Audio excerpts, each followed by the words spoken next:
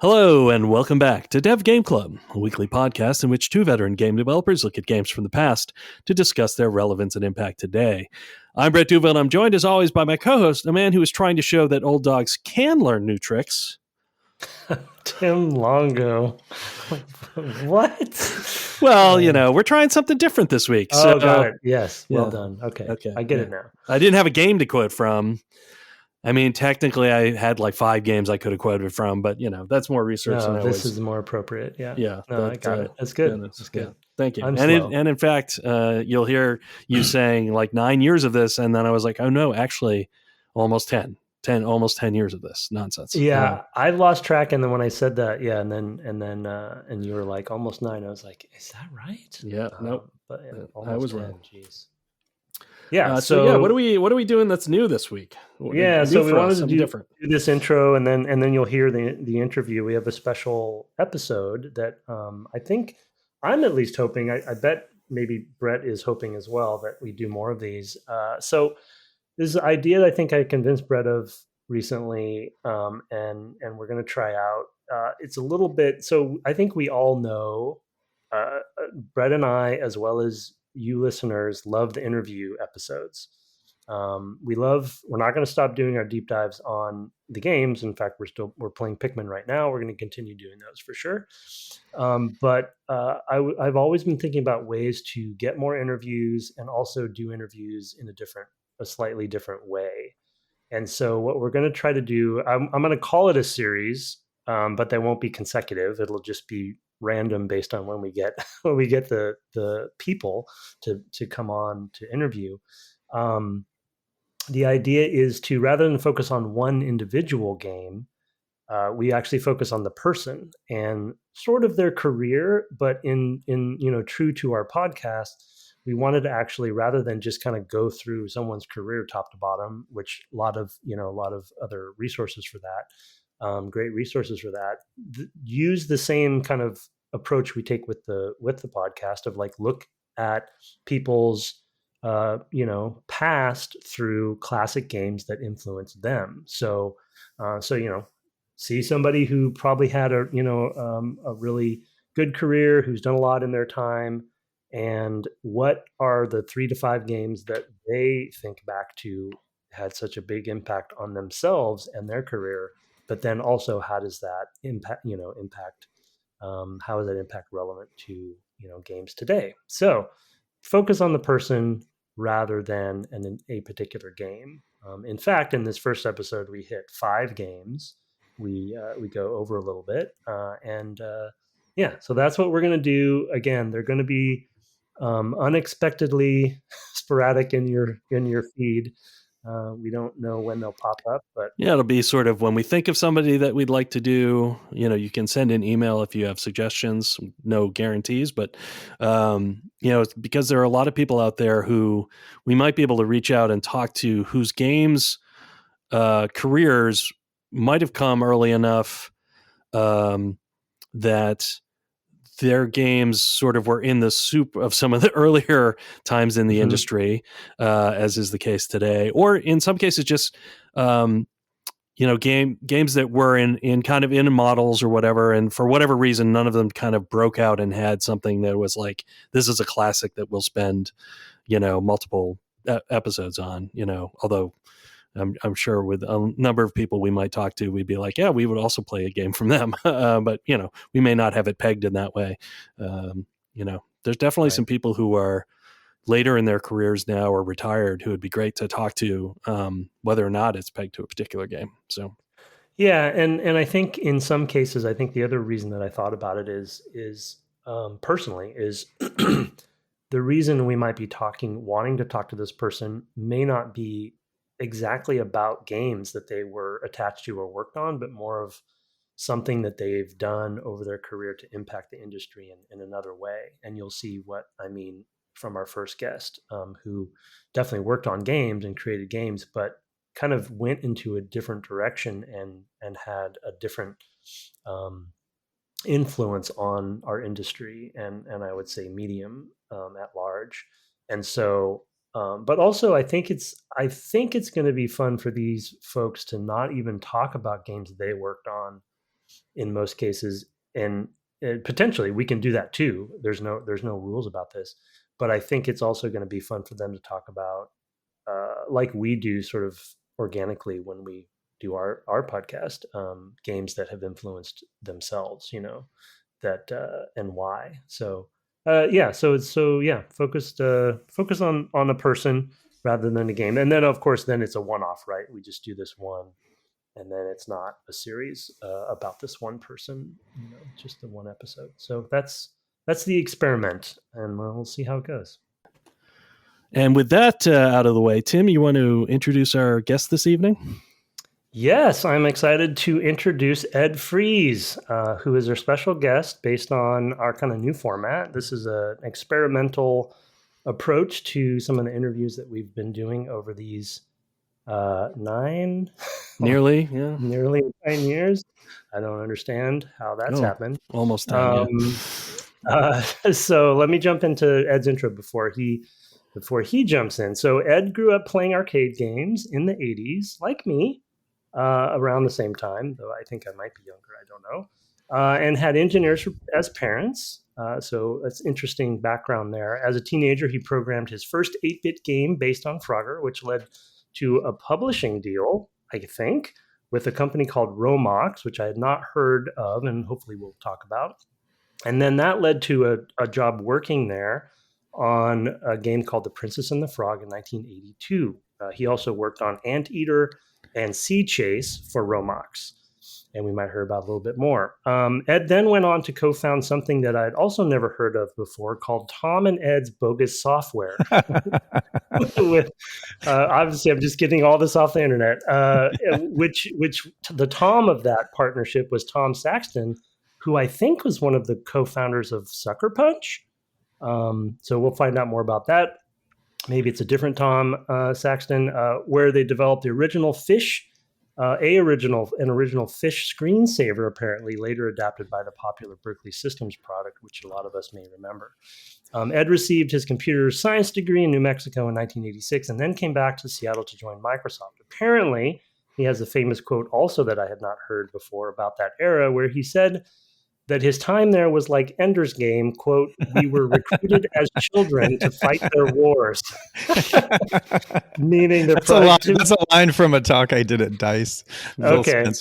Awesome. I warned Phil Spencer I was going to say that afterwards. He came up and he said, "That was worse than you said it was going to be." That's amazing. Yeah. So we were recruited as children to fight their wars. And I think the meaning there that you were talking about, which you can clarify, was the productivity software wars of the time. For instance, Excel and Word. Yeah. So we all, a lot of us olds remember that. Ed also, as many know, went on to help found the Xbox platform in the late 90s and was a major figurehead for the platform, and also was an integral part of the acquisitions of Bungie, Ensemble, and Rare. Post Xbox, he consulted on various high profile efforts and even started a company that's close to my heart, devoted to 3D figure printing personalized World of Warcraft characters before 3D printing was even a thing. In fact, and Ed doesn't know this, but in fact, I bought one of those for my character. Yes, I did. You and Gabe Newell. Gabe Newell was a big customer of ours. Okay, good. I'm in good company. So I bought one of those things. And then he also released an Atari 2600 version of Halo. Maybe we'll hear about that. And then finally, beyond advising on even more products and platforms after that, next Ed would eventually move to start and is currently general partner and co-running the One Up Ventures VC fund devoted to video games. So welcome to the podcast, Ed. Thank you.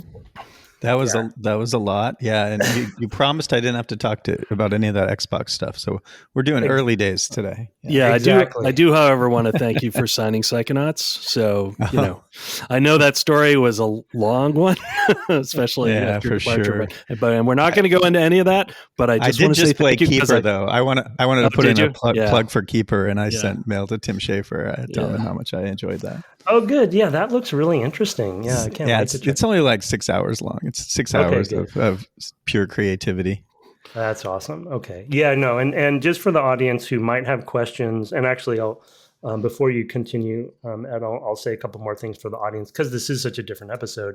So rather than, as I talked about in the intro, rather than go through your career and talking about Xbox or any of that stuff, there are plenty of places for listeners to go get that information on Ed, especially on the Xbox stuff. So we're not here to talk about that. What we're really trying to do is take a unique look at your time through your career through the lens of some classic video games that impacted you, and that, you know, when I asked you about doing this, that first came to mind.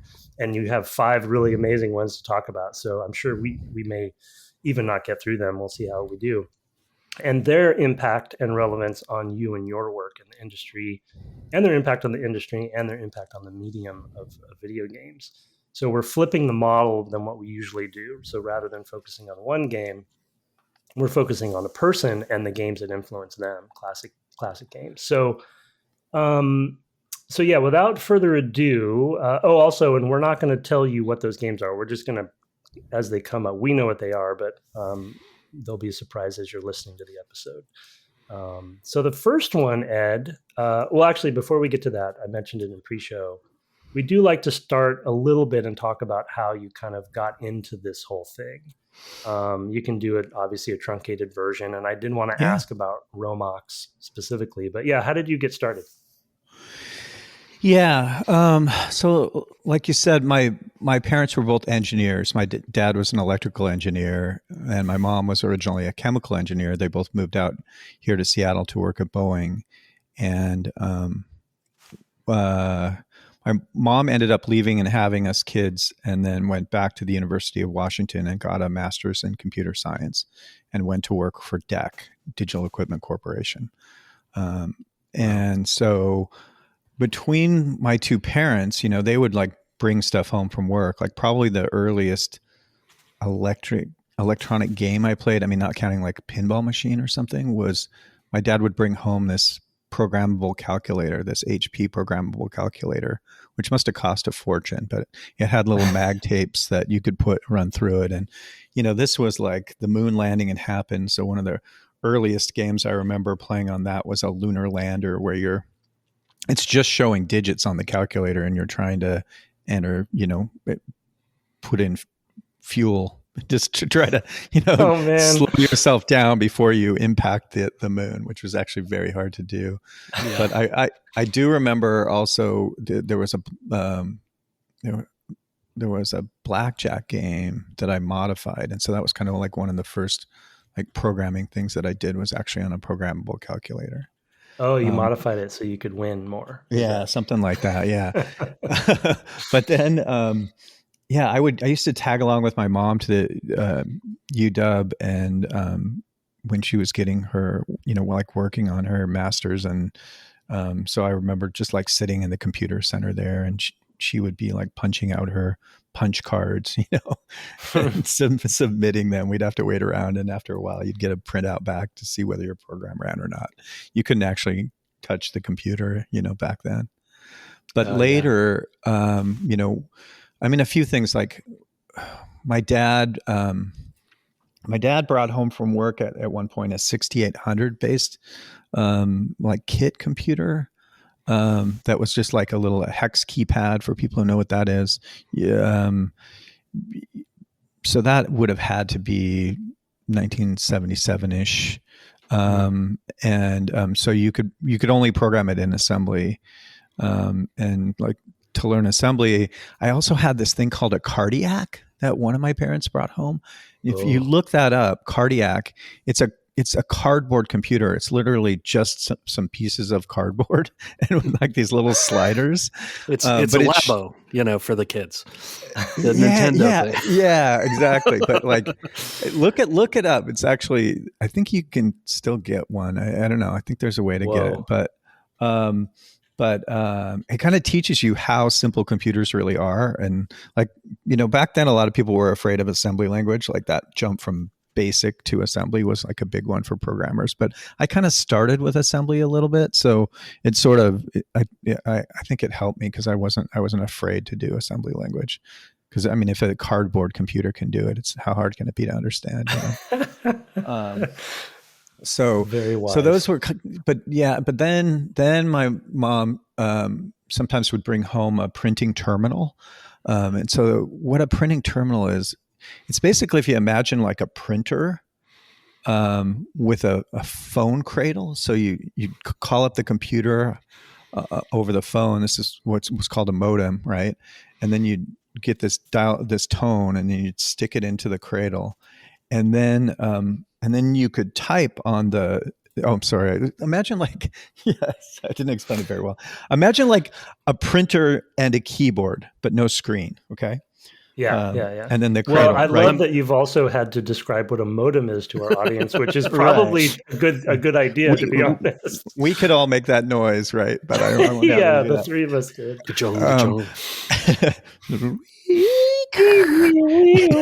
Okay, we are going to do it.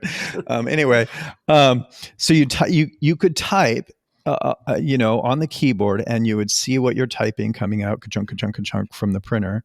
But then when you hit return, then that would be a command sent to the computer, and then the computer would respond, and its output would be printed. Right? Holy cow!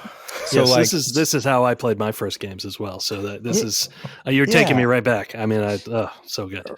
Right, exactly. So that's when I played some of the games that we're going to talk about today, especially the like text-based adventures. Were all, that's how I was introduced to them. Right.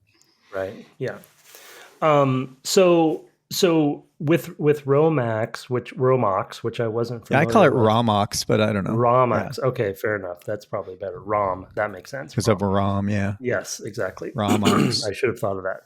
So they were your first company, and then we can move on to the games. But they were your first company, and you had done some sort of kind of Frogger-esque game that they published. Is that what happened? So basically, when I went to college in 1979, and I'm sorry, I went to high school 1979, and they had just got Apple II computers there, and so given the like stuff I had done before, I was like, me and other kids were like, playing on these Apple IIs and having a lot of fun, and I guess I made it known to my parents that it sure would be nice if I had one of those at home. But I didn't get one of those. I got instead an Atari 800. And then I kind of found out that I actually liked that a lot better.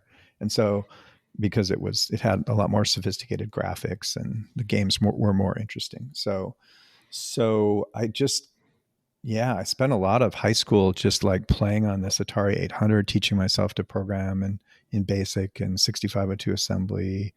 The first game I actually wrote in 6502 assembly wasn't Frogger. It was Space War.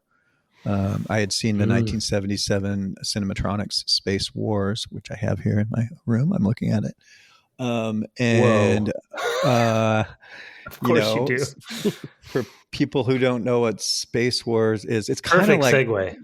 It's kind of like multiplayer Asteroids. There's two ships, and there's a sun in the middle, and you fly around and try to shoot the other person. So you always have to have two people playing, and the sun has gravity, and so it'll suck you into the sun and kill you. And that's actually like, I consider it the first true video game. I mean, people will say, well, there was like, this checkers game, or there was this Pong game, in the 50s with an oscilloscope. But Space Wars was written in 1962 on the PDP-1 at MIT, and I really think it was the first true video game. And then its influence just carried forward through the whole history of arcade games and other video games. I'm just going to go on if you don't interrupt me. I'm listening. You know what? Okay. You had the perfect segue into the first game, which is, by the way, audience, Space War.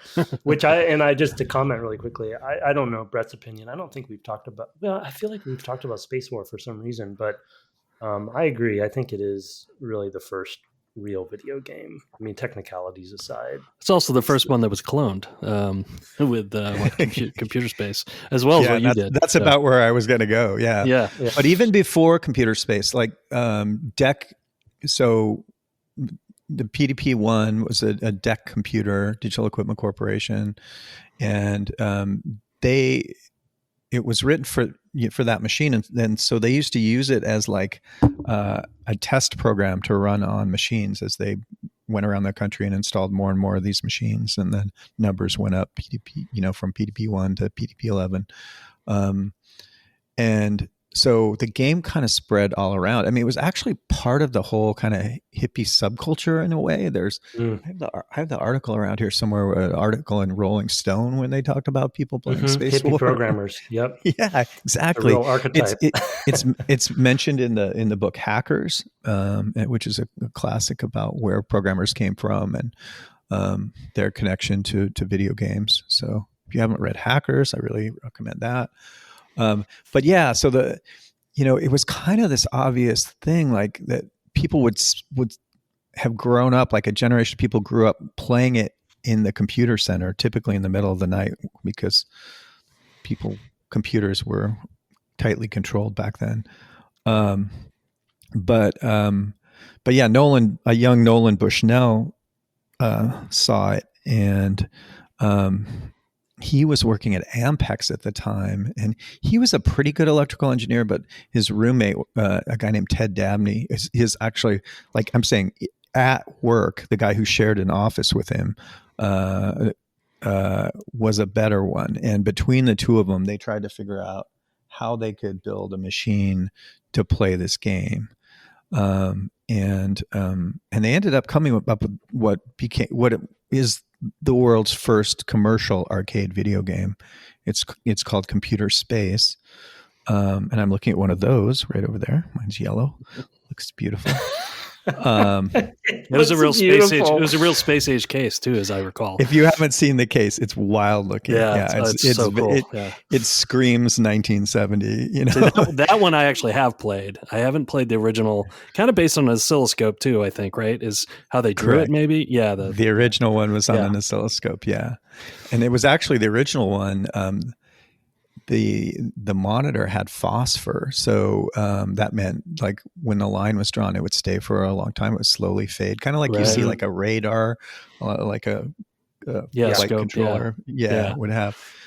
So the spaceships would leave trails as they went across the screen that would slowly fade. But super neat. Anyway, so this guy Nolan Bushnell, he's working at Ampex. He's bored. He and his office mate they design on the side their own game, their own version of Space War, and they don't know what to do with it. And they go around, and this is mostly Nolan. He's like the salesman. He goes around and he talks to all the pinball manufacturers, because there were arcade machines back then. There just weren't video arcade machines, and none of them wanted to have anything to do with it.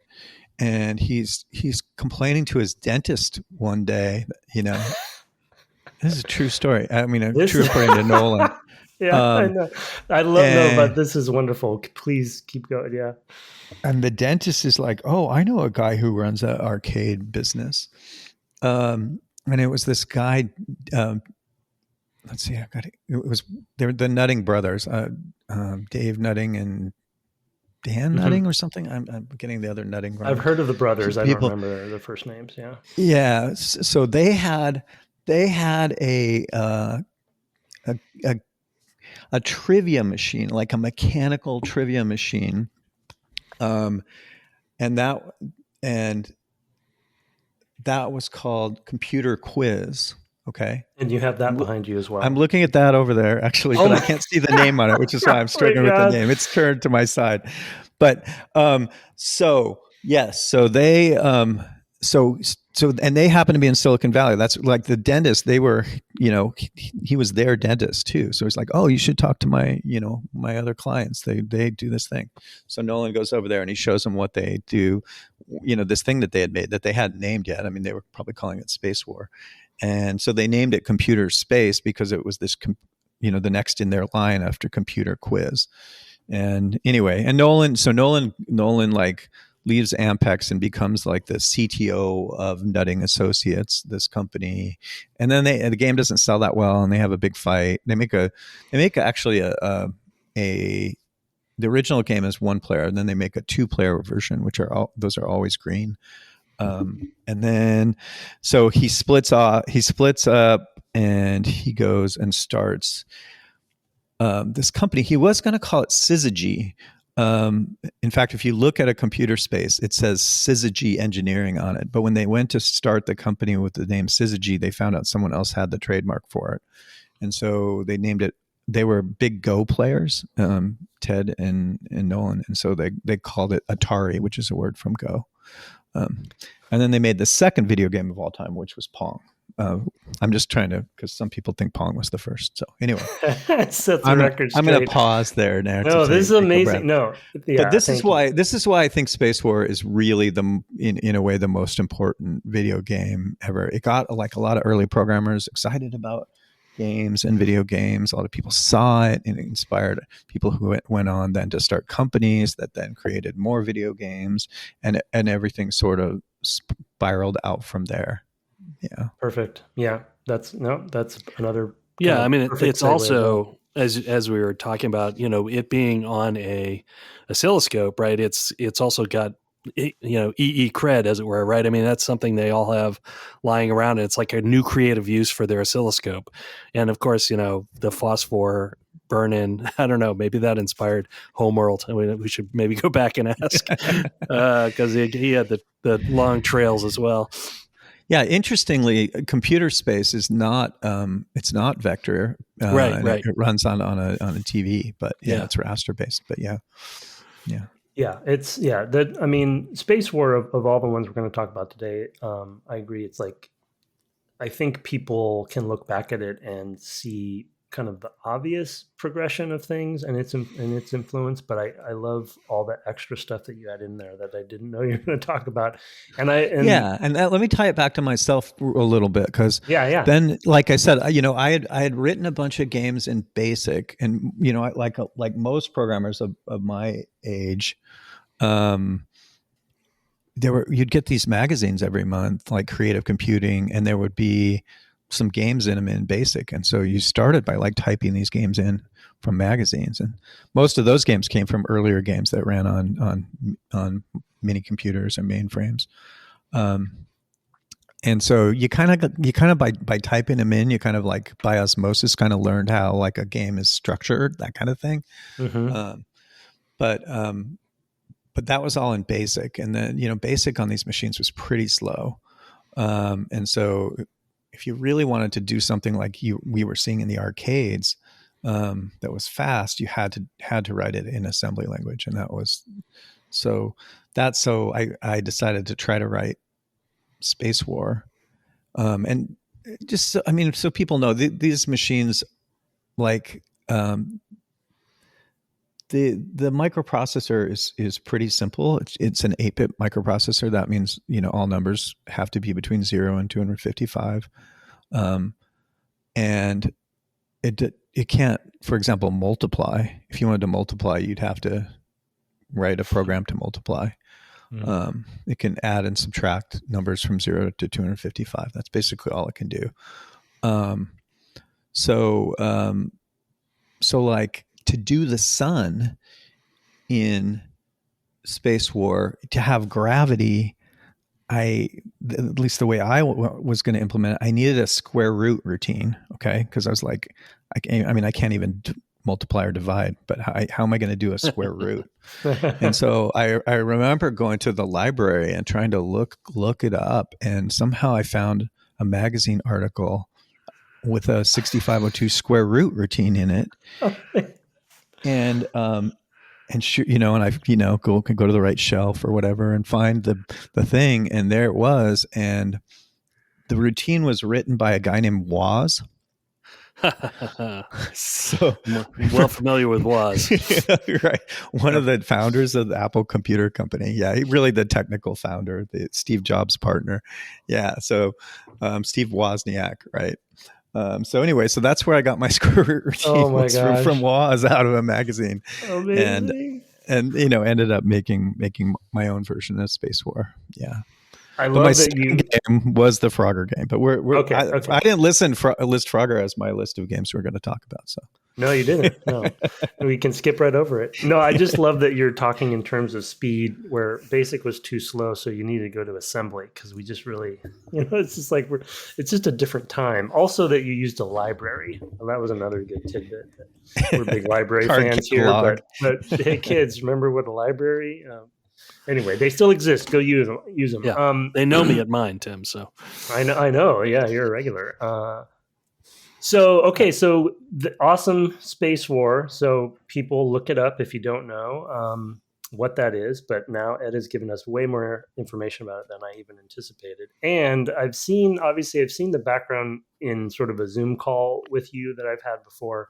I didn't realize what else was in that room, though. I mean, I see a cabinet behind you. I forget actually which cabinet's right behind you. But the fact that you're surrounded by by history is just amazing to me. I like it that way. I've got a PDP-11 over there. I've got a PDP-8 over there. It's all good stuff. I like it that way. That's amazing. Consoles over there. Yeah. Yeah. No, his AC bill though is yeah, right. You got to keep that thing cooled. I don't turn them all on at the same time. You feel the heat of the sun if you were you try to do that. So no real segue, but the next game we're going to talk about that Ed wanted to hit was that I have on the list. And these are kind of in no particular order. So Ed, actually, why don't I throw over to you? What's the next game that you think we should talk about after Space War? Is there any logic to that, or? Well, I think let's talk about Rogue. Because Rogue is pretty early as well, earlier than probably people realize. Like I played Rogue in college. On a digital tech. We played Rogue for the podcast, so the audience might be somewhat familiar with it. So, but please give us your version. I mean, I think any gamer now knows of Rogue through roguelikes or roguelites, or and I think it's cool that Rogue kind of. Its legacy goes all the way down and is so important in the indie game development area these days. Even big, AAA games sometimes use some rogue-like elements. So, that all comes from this game Rogue that was character-based. I mean, everything this was not on a graphical screen, just on a terminal. I mentioned a printing terminal before. That's like a keyboard and a printer. The next step up from a printing terminal is to have an actual computer terminal, CRT terminal. And yes, I have some of those here. I was just going to say, is there one to your left? Yeah. VT100 is the kind of the classic one. But I have some rarer ones. But anyway, so imagine everything in the game is just made of it's think of it like a DOS game, right? It's all just characters on the screen. There's no graphics at all, right? Yeah. And the basic idea of the game is you go into this dungeon. Each floor of the dungeon is procedurally generated, which is generally an element of roguelikes. And so that was true of the original Rogue. The algorithm that the original Rogue used, they were basically divided the screen into 9 sections. So it could have up to 9 rooms, kind of a 3x3 arrangement. So in some floors you'd have 3 rooms across the top, 3 across the middle, and 3 on the bottom. But there didn't have to be a room in each of those quadrants. There could just be a passage or other stuff. But you travel through the rooms, you collect treasure, you fight monsters, and then you find the stairs down to the next level. And every level you go down, the monsters get meaner and the rewards get greater. And the goal is to go all the way down to, I think it's like level 20. And there's an amulet of Yondor, I think it's called. You have to find Yendor. Yendor, sorry. Yeah. Yendor, thank you. Rodney. You have to. Oh, right. So it's got to be something backwards. Yeah. Yeah. There's a backwards thing in M.U.L.E. later we can talk about. But anyway, so you go down to the bottom. You got to find this amulet, and you got to then make it all the way out before you die. And so the thing that made I mean, there are a few things that made the original Rogue really compelling. And I always try to get people, if they're working on a roguelike, to play the original Rogue, because there's some things about it that, I mean, when you start, you've got plenty of food, you've got some decent equipment, and you're heading down and everything's good. But it's just like an example of how shit can go wrong. It's like, you start to get you start to collect some potions, and you collect some scrolls, and that you can't read the title on any of them. So you never know what they do, and they change between every game. It'll just say like the color of the potion, and you can try drinking the potion, and then you learn that the black potion does something good for you, like heals you, or it might make you blind. And then all of a sudden you can't see, And so it's like 50-50, like good things and bad things from the potions, and the same with the scrolls. And so if you don't use them, you don't find out what you have, and you don't know what you have when you really need them. But if you use them, they can really screw you over. And likewise, when you get weapons and armor, do you want to equip the weapons or not? Well, if you equip them, they could be cursed. And so right. It could be like negative armor. And cursed armor or cursed weapons, you can't unequip unless you find, I think it's a scroll that lets you, lets you disenchant it or whatever to take it off. So you're constantly in the game making these guesses and trade-offs, and you're most of the time, sooner or later, you guess wrong, and you end up in some terrible situation, and then you die. And that's kind of like the core thing of Rogue. It's like of Rogue likes, right? That you're going to die a lot. You're going to get, but how far did I get before I die? Maybe I made it down 5 levels. Maybe I made it down 10 levels. Maybe I even got to the amulet and I was bringing it back. And then I died. Oh, gosh. So frustrating. But also so, it's just like one of those games that you just couldn't really put it down. Yeah. And so, yeah. Yeah, I was just going to say the stakes are high. When we played it for the podcast, I think some of the themes we talked about that are so critical, not just to roguelikes, but I think to many different genres, is their sense of, and a lot of it is because of the procedural nature, but the sense of mystery and the sense of tension that the game has. We went back and played the originals, and we actually, our community does a charity event every year, and one of the listeners streamed playing the original. Nice. For the charity event. So that was a fun treat to watch too. And he'd done a lot of practicing, of course, to try to get some strategies. But to your point, like, you just never know with a run what's going to happen. And that mystery is such a special thing that so many games don't have anymore, that, frustrate me. So I love that you suggest people go back and play it. Yeah, because you got to think, this was at a time when there weren't that many games, Right. in the world, right? Computer games in the world. And yet the guy who built this, which I wish I knew who that was. I have a funny story about that, but yeah, go ahead. But could, really made some right decisions, like an example that I didn't mention already. You have food, okay? And as you travel around, you may or may not find more food. It's perfectly random, like how items are distributed, right? So let's say, you kind of want to spend a lot of time exploring each level, because you could go to the next level pretty quickly once you find the stairs, but the next level, the monsters are going to be harder. They're going to hit harder. They're going to do other nasty things, like maybe you're going to run into the rust monsters who rust your armor, things like that.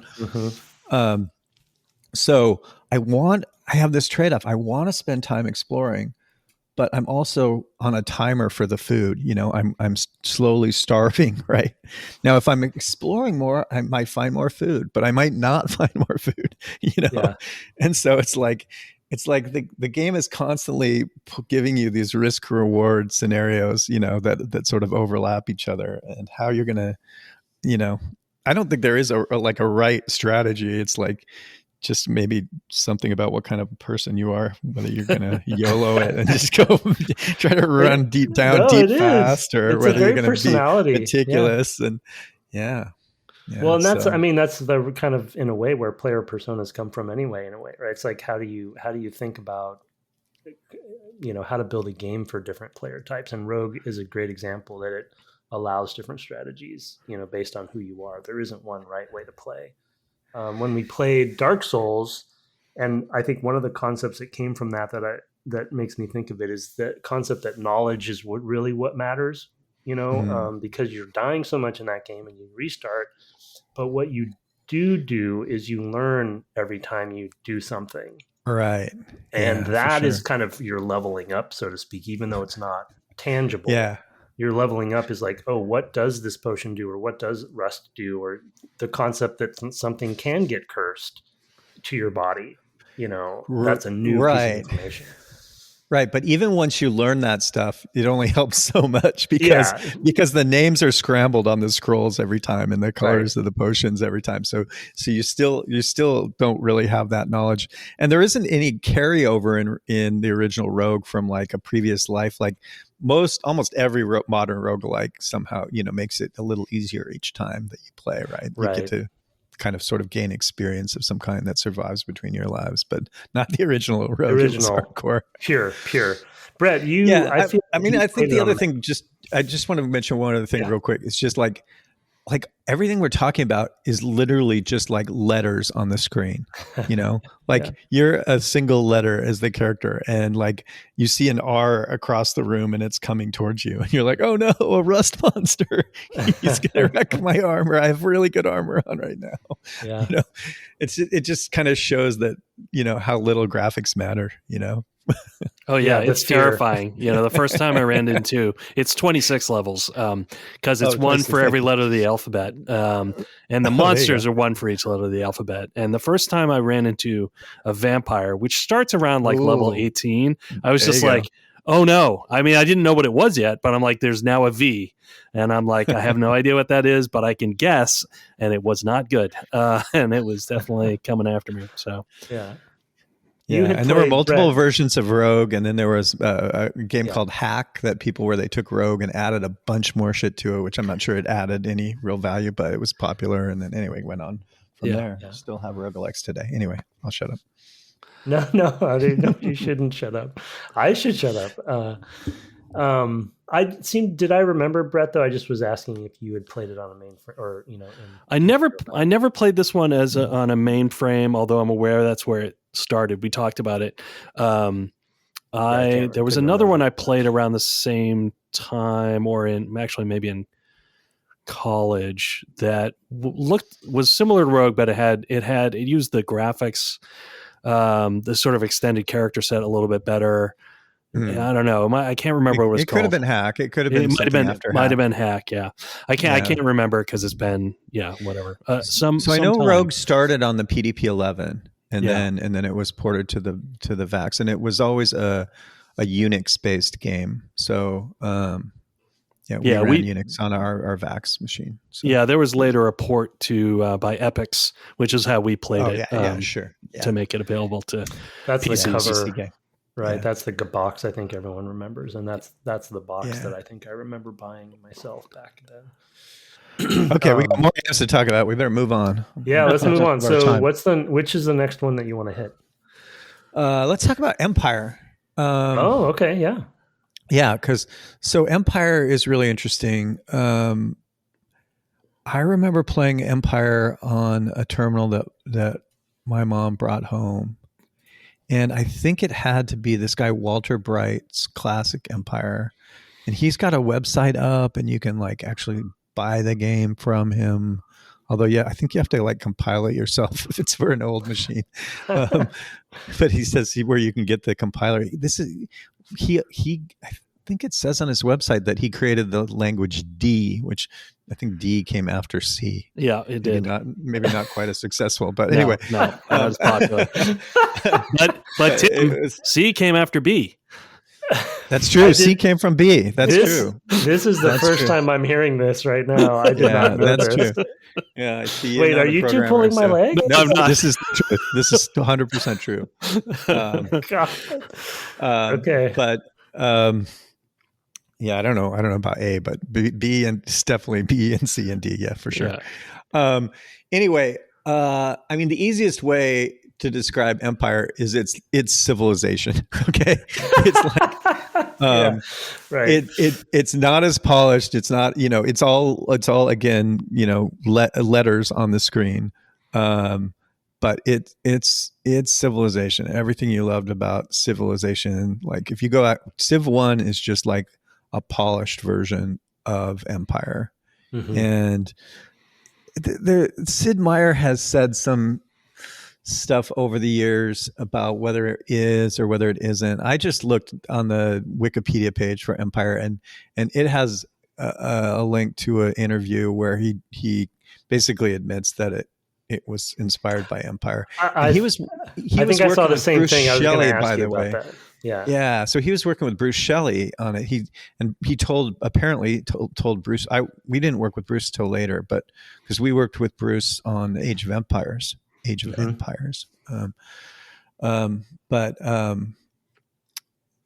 Apparently he asked Bruce Shelley to come up with 10 ways to make Empire better, and that's what became Civilization. Wow. Yeah. Okay, so he did finally, because when we were talking about doing this episode, you had mentioned that he hadn't admitted it, and then I think I found the same reference that you did, where he kind of fessed up eventually, maybe. Yeah, I listened to his autobiography on just a book on tape, and so maybe I wasn't paying attention and didn't get it quite right. But my impression from that was like somebody who worked with him knew about it, but he didn't know about it or something. Mm-hmm. Yeah.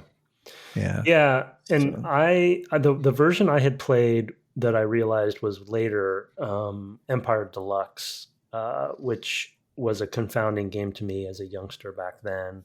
I did play a lot of, but I don't think I ever fully grokked it. But I mean, I don't know if it's the first 4X game, but it's got to be one of the first 4X games, if not. So the funny thing is, I was just looking up this stuff too, and I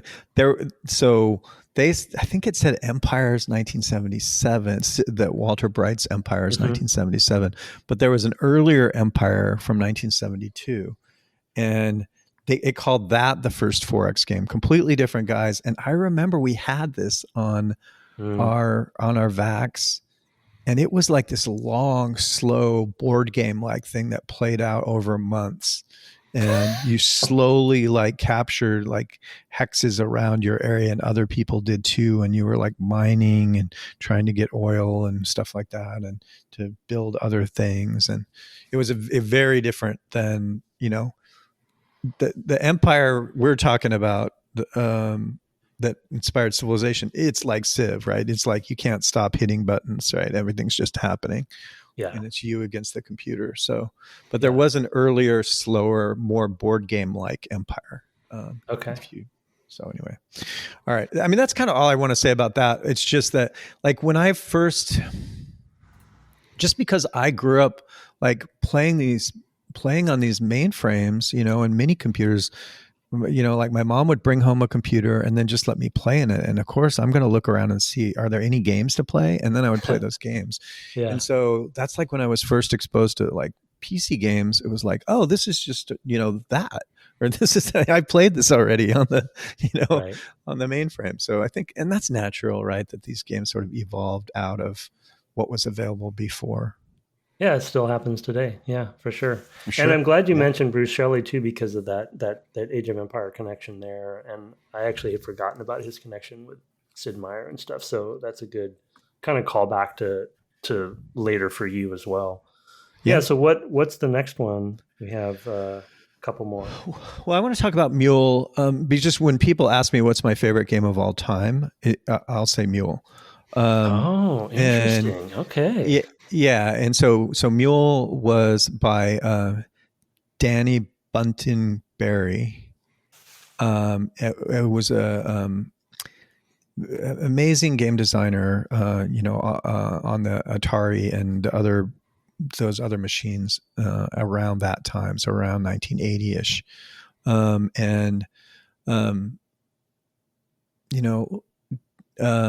So Dani did 7 Cities of Gold, for example. I went and heard Dani speak at GDC. It's like the second GDC because I was such a fan of M.U.L.E. and and unfortunately she died like a year or two later. Yeah, she actually received the Lifetime Achievement Award at the first GDC I went to, which was 98, and she actually died later that year. So she must have been, because I think that was cancer, if I recall correctly. Yeah. But, so she must have already been ill. Yeah, but I mean, so she was like a super influential early programmer. These games came out of EA, and if you remember the early EA games, they were kind of like album covers for like records. People know what records are. Yeah. And they were really trying to push games as art. At the very beginning, which I think is really, really great. Yeah.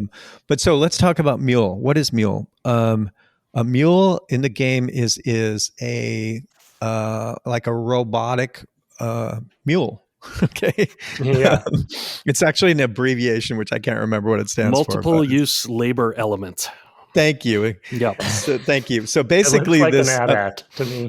Imagine a robotic mule that can like reconfigure itself to do any of a couple things. So basically, you and your other players are dropped down on this planet, the planet Irata, which is Atari spelled backwards. Yep. And you're there for a year, and you play over a series of 12 months. And the way you pick your land, every turn you get to pick a plot of land, and the like a square starts in the upper left corner and it moves pretty quickly and pans across the screen from the top to the bottom. And whenever it's over and it only goes to the open plots that haven't been claimed. And when it's over a plot you want, you push your button, and it's like, sometimes it becomes obvious for reasons I'll explain in a minute, like what's the good land. But it might be just what you want to do. Like if you want to mine, you probably want to mine in the mountains. If you want to generate electricity, that's better to do in the desert, for example. Mm-hmm. And so there's an action element to it of who can push their button at the right time. There's an element of like screwing your buddy who you're playing against and, trying to guess that what their strategy is and trying to counteract their strategy. But basically you need these certain elements to play to grow. And so from then on, kind of think of it like a farmer, except so you're growing crops. Okay. And you need food, because if you don't have enough food, you're really rushed for time. Okay. So you have to have a certain amount of food every time it's your turn to run around on the map and get the work done that you need to get done. Okay. If you're short on food, the clock goes faster depending on how little food you have. So you want to be growing food kind of first, because if you don't grow food, you don't have time to do anything else.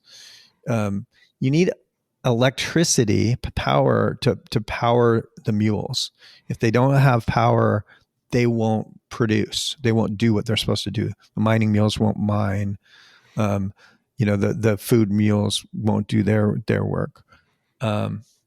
And then there's mining, and there's mining for what they call smith ore, which is a material that you have to make more mules. Okay. It's what the mules are made of, basically a metal. Mm-hmm. And then there's something called crystite, and you think of them as diamonds. Okay. Mm-hmm.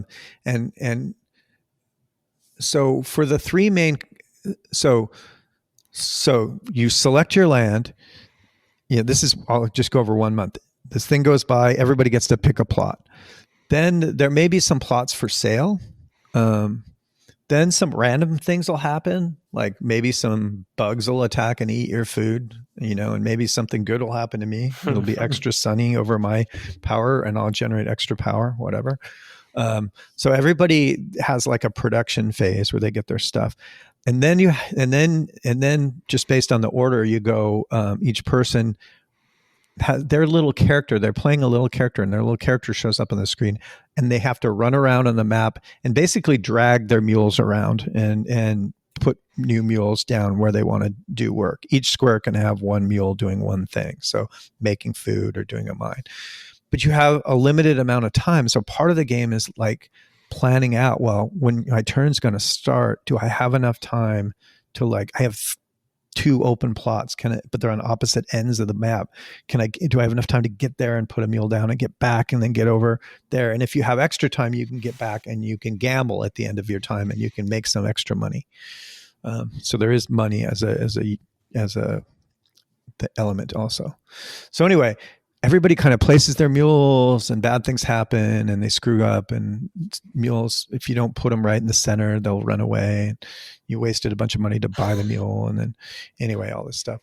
I hadn't realized there was so much real-time aspect to this game. I think it's sort of like a Euro, like one of these Euro strategy games like Catan and all the sort of things around Catan, but with this heavy real-time element of like what you can actually do in the time that you have, plus the competitive element of like if instead of with Catan where you sort of take turns picking where you want to put your initial houses, it'd be like everybody puts one down as fast as they can to see if they're the first ones to put it down and things like that. Yeah, it's pretty neat. Yeah, so then just to get to what kind of really, the best part of the game is then there's an auction. Okay. Then there's a chance to buy and sell materials. So like maybe you don't want to grow food, but you're going to buy food on the open market, and you're going to put all your stuff into energy because you're going to kind of like corner the market on energy. And so the mules actually, it goes through each of the things that are for sale one at a time, and you have to decide whether you're going to be a buyer or a seller.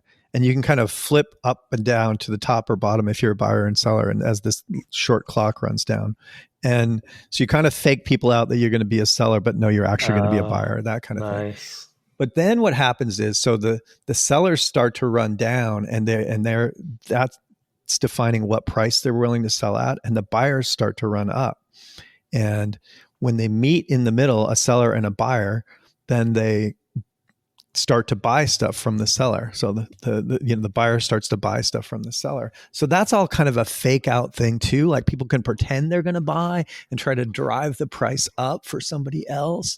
And there's a clock, there's only so much time. So there's all this, again, real time, auction. And it really captures this, like, I don't know, it makes the auctioning part much more dynamic, right?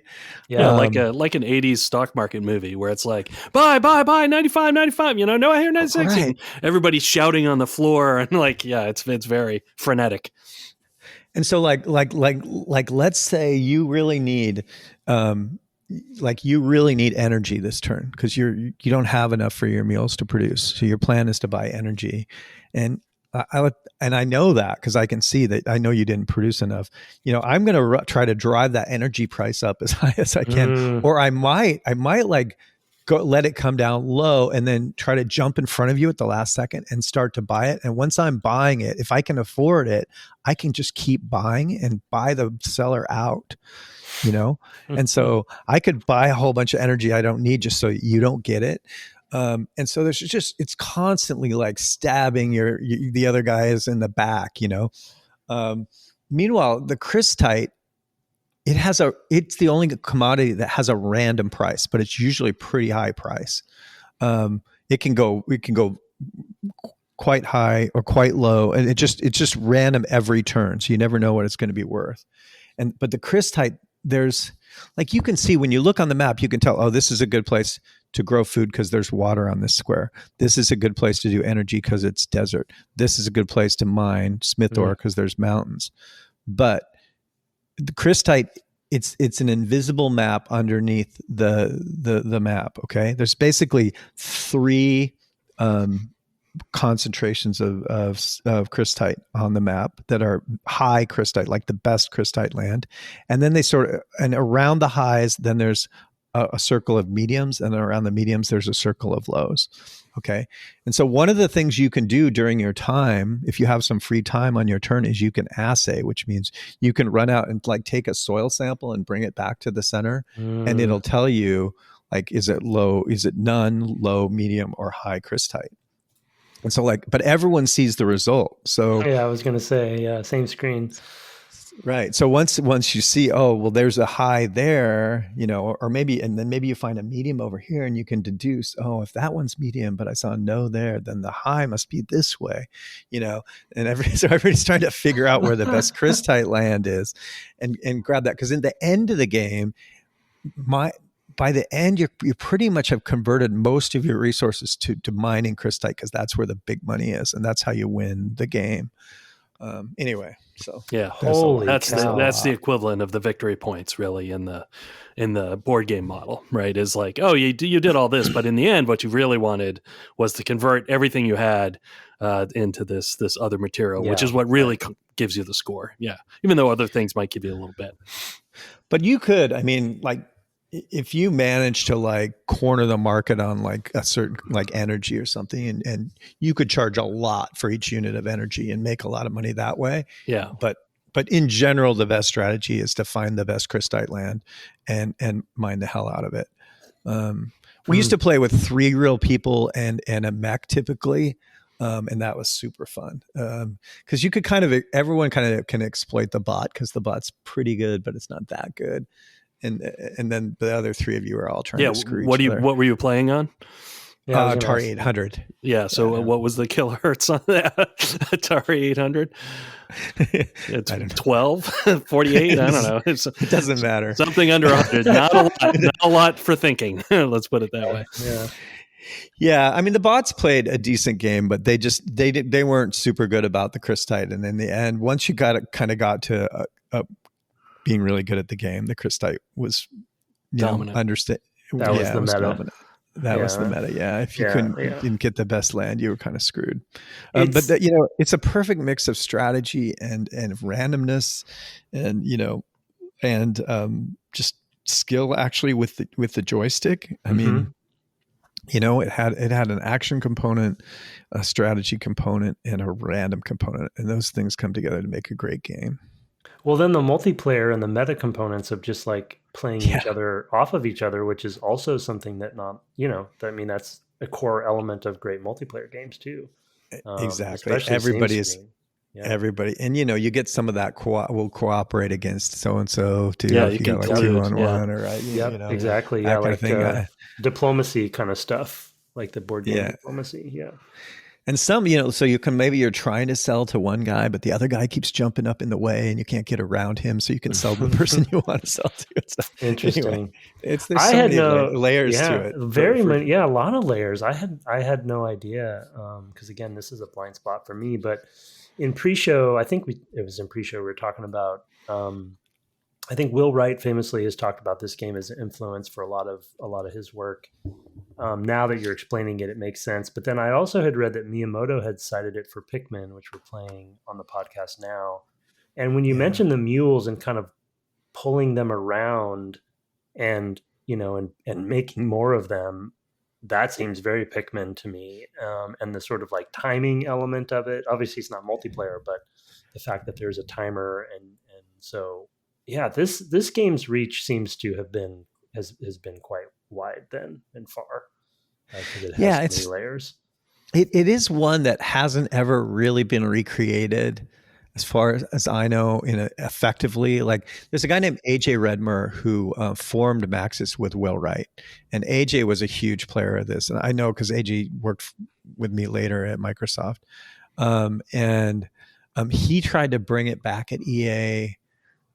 With I think he was going to call it Elam, like mule spelled backwards. Of course. And I think it never worked. But I know there's been multiple projects over the years where people have tried to like make a modern version of it, and it's just such a classic.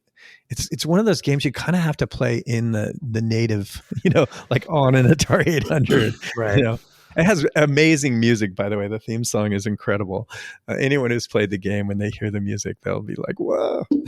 Awesome. Yeah. So yeah, it seems like it's still a gem then, in a way, like because, like you said, it hasn't really been emulated perfectly. Or yeah, what an interesting artifact. I wonder if anyone streams it. It seems like an interesting game to stream, but. Yeah, maybe you can watch. You kind of have to. You'd want, like, maybe there's a video of people playing together. That's what you'd want to see. Like that's what I mean. Yeah, multiplayer of people, yeah. especially if they really know what they're doing, because then there's a lot of cutthroat things you can do. Nice. So do you have time to do the last game? We're over, but if you have time, we can. I do, if you don't mind going on. No, let's go. No, we're good. Okay. This is so amazing. We gotta do the last. I think it's the last one. I don't remember what the last one is. Yeah, it's Dungeon. Dungeon. Oh, we gotta do Dungeon. Zork. Yeah, and actually doing research on this, I had forgotten, or maybe I didn't know that Don Daglow was the original on this. Is that the one you're talking about? The original, the one that he did, or did I find a different one? No, this is the one that Don is amazing, but I don't think he wrote the original mainframe Dungeon. Well, I mean, I'm just interneting myself, so yeah. But the one I found that you mentioned, this is the one that eventually becomes Zork. So right? I think so. This says Tim Anderson. Yeah, I see on one the of the original DDP-10. I do actually see Don as well on Wikipedia, which is wild. Live he research. May have made a people. different game called Dungeon, though. Okay, that's what I'm thinking, because he did Intellivision stuff and. Oh yeah. No, you're right. Okay, sorry. Okay, so this is the Yes. Okay. Yeah. All right. This is the text adventure one, which was in fact Tim Anderson. You're right. Yep. Yeah. Okay. I'm talking about the text adventure one. Okay. Luckily, the guest remembers the history better than we do. So why don't you? Go through why Dungeon was on your list. Well, there was the original adventure game, which we used to call the original game, but people usually original text adventure, but they usually call it now, like, what is it? Something Advent. Colossal Cave Adventure is Cave Adventure. That's what it is. That was mine. We played for the podcast too. And that's exactly right. It was called Advent. And Advent, I thought Advent was okay. And by the way, I'm playing these, connected to a mini computer or mainframe on a printing terminal, which is the best way to play a text adventure. I 100% agree. You just have this, you end up with this huge pile of paper, and you can go back and read everything. That's right. You have a record of everything you wrote. We never went east here. And now next time you connect and tie up the phone for 2 hours, what you're going to do. Yeah. And of course you're drawing your map at the time, maybe if you're serious. But so the Colossal Cave Adventure is okay. It was the first, and so it gets a lot of credit for that. But I just think Dungeon was like way more creative and interesting. I mean, this world of Zork, and all the humor that it had, and I don't know, it just, I don't know, it really captured my imagination. I spent many hours wandering around in there trying to find the treasures and running into all kinds of things. It's a game you can, for its time, it was so big. I mean, when they went to port it, so Tim Anderson was one of the founders of Infocom, and then Infocom, one of the first things they did was take that game and put it on personal computers, and they had to cut it up into 3 sections, Zork 1, 2, and 3, because it was so big it wouldn't fit on a personal computer. I didn't realize that. Okay, so that's where the trilogy comes from. Okay. Yeah, so a lot of people know those trilogy games, but you should play the original that has that all together. And then there's like an end game that you get to once you beat the original game. There's just so much depth to it. But just a world filled with mystery and adventure and danger. There are ways to die, and of course you're lost in a twisty maze of little passages all alike, and you could get lost, and and that, which was also in the Colossal Cave Adventure. But I don't know, it was the first game I think that was literary, that had a story and characters, and God, I was talking to Frank Cifaldi the other day, who runs the computer history museum, video game history. I'm not sure what he calls it. Sorry, Frank. It might be the Video Game History Foundation, I believe. Foundation, yes, thank you. Which is what our thing benefits, that our Discord puts together. Yeah, Discord community's charity is for the Video Game History Foundation. So it is amazing that you mentioned that naturally. Yeah, and I just happened to be talking to him a week or two ago, and then he asked me this question: what was the first game that had a character in it that didn't come from fiction, didn't come from any IP, like a movie or something like that? And apparently it was The Wizard of Frabaz. I mean, it might have been. It might be that Zork was. It might be that Dungeon was the first. I'm going to send a mail after this and see, because I didn't think of it at the time. But I mean, that's all. It was all original stuff in Zork, and it's pretty early. Yeah. He was.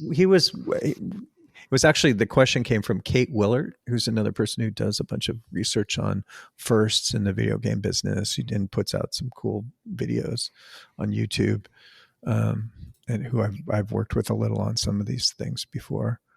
Nice. But I think you nailed it as far as it being literary. I think that's a really good way to put it, because I would also say that this set of games that you have given us to talk about today was such a good diverse set, because one of the things we talk obviously a lot about, because the whole point of the podcast is playing and then deep diving on classic games of all kinds. We always talk about genres, right? And where genres were created, when were they created, where do we think they came from? And we're not doing this like scientifically at all, or even as historians. We're just doing this as devs and gamers. And memory, and memory, bad memory. But all of these games you mentioned tonight were really are genre defining in some way, and they're all very different. And with Dungeon, the filling in the blanks because it was written, but also interactive, in your imagination, sort of like the sweet spot. We talked about this when we played Colossal Cave Adventure, but the sweet spot of filling in the blanks like you're reading a book and in your imagination, but also you're controlling the character. That's just a special combo. Yeah. And the real innovation, I think, of Zork was to go all in on the fantasy, because originally Colossal Cave was literally based on the cave system in, I believe, Kentucky, right? Yeah, the guy was a caver who made it. And so there are places that you can actually, there's a great article, if I can find it again, that actually is like has the game, but then shows you locations in the actual caves. It's the Mammoth cave system, I think. And like talks about like, this is why he describes this is going up, right? From this location, because here's this actual room. And then later on, a second programmer came in, Don. And that guy was named Will Crowley, right? Yeah, Will Crowley. And then Don, like Willis or something like that, was the second. Yeah. He came in and added some of the fantasy elements. I think he ported it, and and added, it was originally in Fortran or something. Right. Yeah, and he added more of the fantastic elements, like the thieving dwarf, and there's a dragon and things like that. And all that came in a later sort of version of that game. But Zork kind of starts with like a world building of like. So I just can I interrupt just for a sec? Yeah. So like there's a guy named Mike Koss he was a programmer like me on early versions of Excel. We actually just celebrated the 40th anniversary of Excel. Mike was actually before me. I started on the first Windows version, but the very first Excel was on the Mac. But anyway, and Mike went to MIT, and I was talking to Mike a few years ago, and he's like, "Oh, I have this like rock climbing guide from when I was at MIT, and it was just like a handmade like climbing guide, but and part of it was about caving. And I'm pretty sure that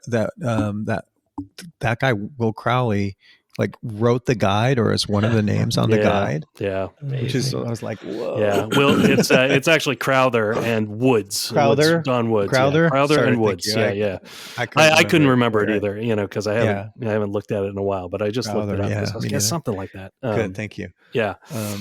I think to your point, Brett, that's also a reason why Zork was where I landed with in this era, and Colossal Cave Adventure wasn't one that I was familiar with, but I knew you were, because it was the fantasy elements, to be honest. Like I'm still a nerd, but I was such a nerd back then. I was like, I wanted all the fantasy. So Zork, and the fantasy takes a while to kind of emerge in the in Advent, just because it was added later. It doesn't mess with sort of the original structure. It kind of appends on. So there are some stuff that happens early that he put in pretty quickly. You're fighting a troll. Yeah, Zork, you're straight into it. Yeah. You feel like you're in a dungeon. Yeah, of course. Yeah. You're locked in. Yeah. Well, we're over time. We appreciate you going over time, Ed. It's probably a good time to wrap up. Well, I guess I just want to say too before we go. This was I don't know about you, Brett, but this was amazing. I appreciate you coming on. A really delightful set of games, and to hear it from your perspective and where you think things went. The one big surprise that I didn't anticipate, but I should have, is that you are a deeper historian on this stuff than we are. And so it wasn't even as, like you were able to add this whole other element because you know all this stuff that I just didn't expect. So I appreciate you bringing all of that knowledge to each of the games, and that you're surrounded by them in your office, which is hilarious to me as well. Yeah. Well, thanks for letting me talk about something I'm passionate about and really care about. I appreciate it. Yeah, this was super fun for me.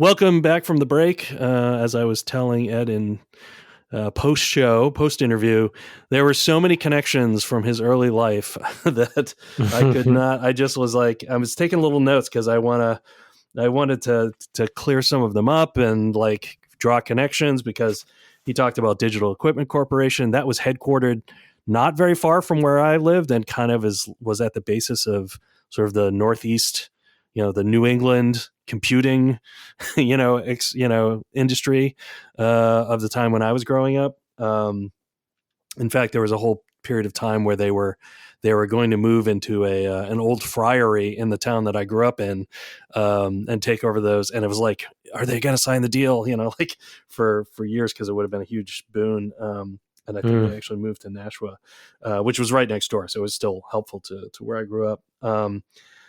He talked about playing on a terminal. We talked about that when we talked about Adventure, but then he later mentioned the VT100, and he called that a terminal. And I just wanted to, because he's like, it's a keyboard and a monitor. I just want to clear up for folks, but there's no computer inside. It's literally just, we called them dumb terminals. They had no compute of their own. They were just communication devices that would display the text that came back, or whatever. If it was vector graphics, I guess you could do that too. And then finally, I did look up, Tim. Not only was C preceded by B, but it was preceded by A and Z. Preceded by. Yes, it started with Z, and then he went to A and B. It actually was a fork of Fortran originally, which is not something I knew until this evening. But yeah, then it went to D, as he was talking about from the Empire guy. But a very famous C++ developer also worked on it, Andrei Andreevich, who wrote one of the well-known books about advanced C++. So anyway, that's just some things I thought I'd clear up there. Wild. I loved the Video Game History Foundation game. Yeah, it's terrific. And that Ed was just talking to Frank the other day, or whatever. So yeah, I mean, because as you can tell, Ed's has a real love for the old machines, clearly, He's got a bunch of them. Oh my gosh. Yeah. And I'm sure that part of that was, having parents who were involved, but also just, himself being around for a while and remembering them. And I'm sure you could pick those up, for a while there for, not crazy amounts of money. That's crazy. It's just got like a PDP-8 and a PDP-10, sitting around, and a computer space game as well. You really should. You should treat yourself. Imagine him, just sitting in this room, like on this throne or something, surrounded by all these artifacts. Hardware. Yeah. It's like an Indiana Jones situation. Sorry, you were saying.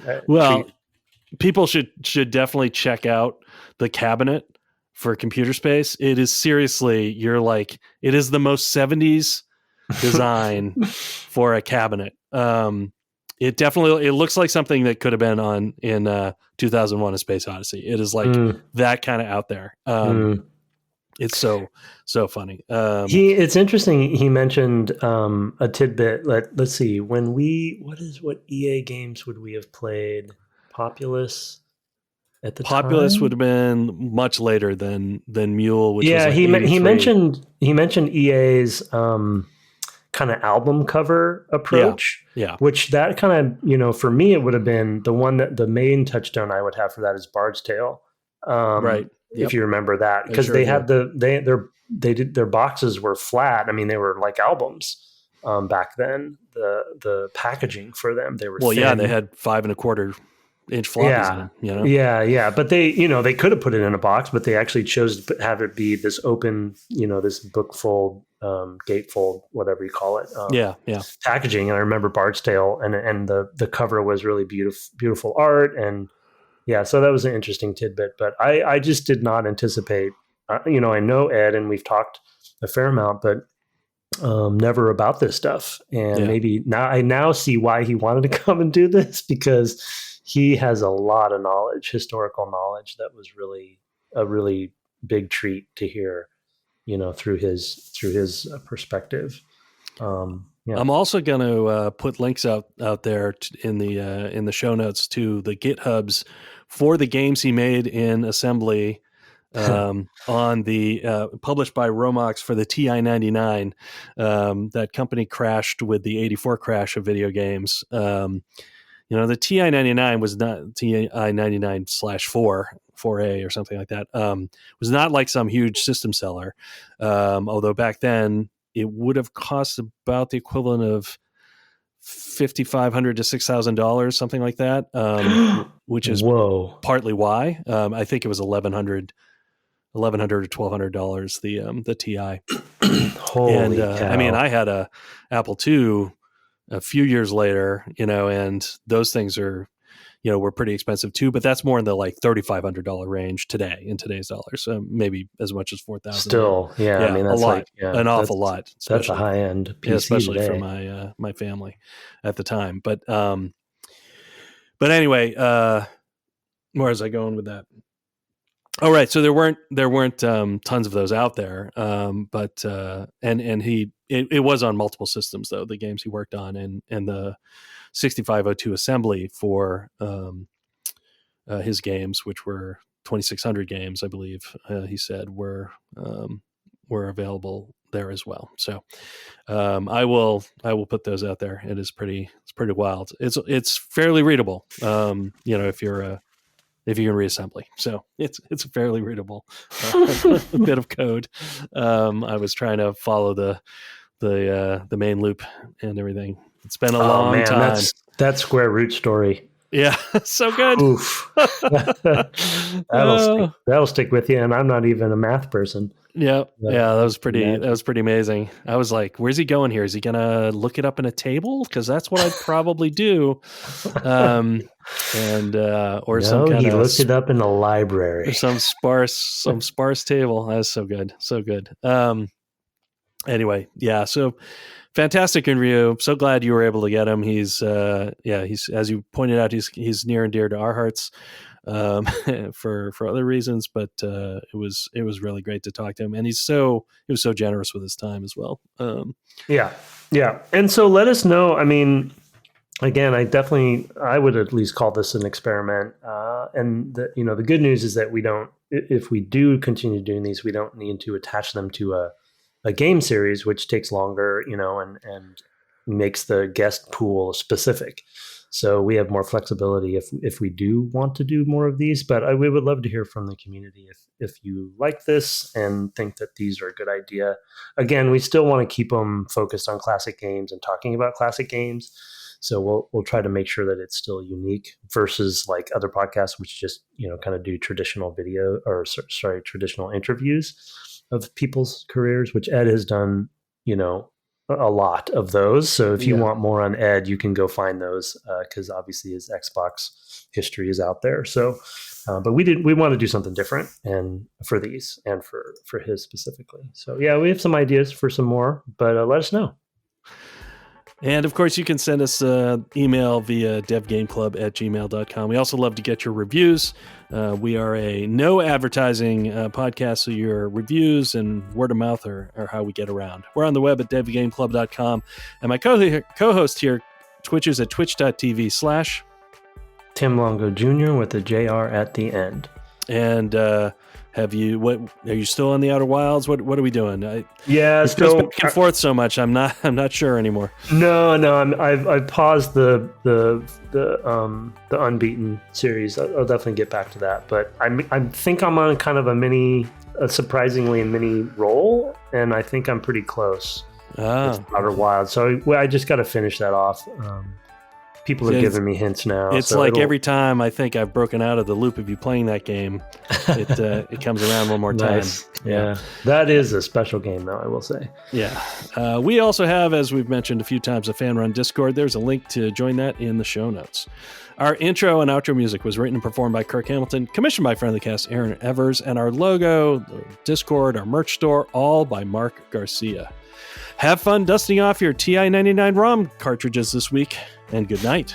Good night.